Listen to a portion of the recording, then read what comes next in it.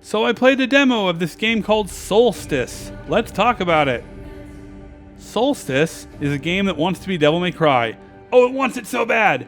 But you just can't make Devil May Cry again with a female character and her mystic ghost sidekick, can you? Of course you can, but you will need to add a blue and red color matching gimmick and a one-button counter system that turns every enemy encounter into a button mash fest. But sure, you can do it. The game takes place in the typical dark fantasy setting and there isn't much new here, and the story is told through cutscenes and those let's activate the MacGuffin to see what happened here kind of storytelling, similar to games like The Division. Everything is pretty average, but the music is good.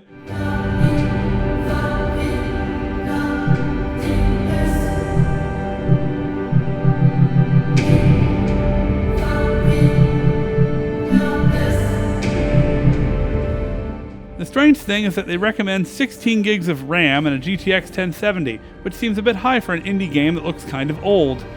It also isn't really optimized for PC, but it's a demo, so I won't be too harsh on it. The game comes out in a month, so it probably won't change much. Soulstice is a game that feels very familiar. Basic sword combo, air launchers, and a thrust attack that's just Stinger from Devil May Cry. They're not even being remotely original with this one. The game does have a dedicated dodge button, which I prefer to the 3-button sideways evade that DMC has. I always thought that was a bit wonky. You have one main sword in the demo and 2 other secondary weapons that you switch between. It's a bit stiff and clunky, but it feels good. You play Briar, a female fighter with really spiky armor and a really big sword. You are accompanied by a sidekick named Loot, who can attack enemies and defend you. If you fight good, Loot will attack more often. You can even do combos and special attacks with Loot. When she decides to attack, I still don't know if you can control when she attacks, but I was mashing the B button to try to get it to work anyway. Both of you and Loot are upgradable, and you can refund your upgrades if you don't like them, which is neat.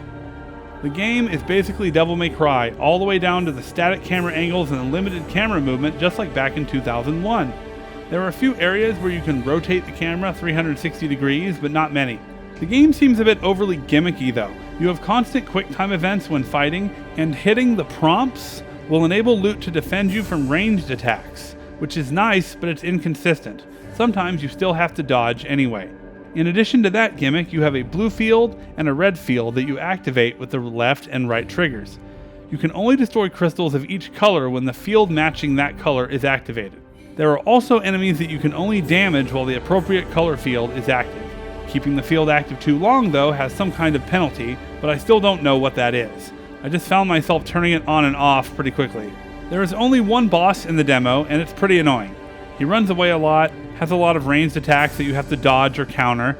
He's tanky, and has scripted events that occur when his health reaches certain levels.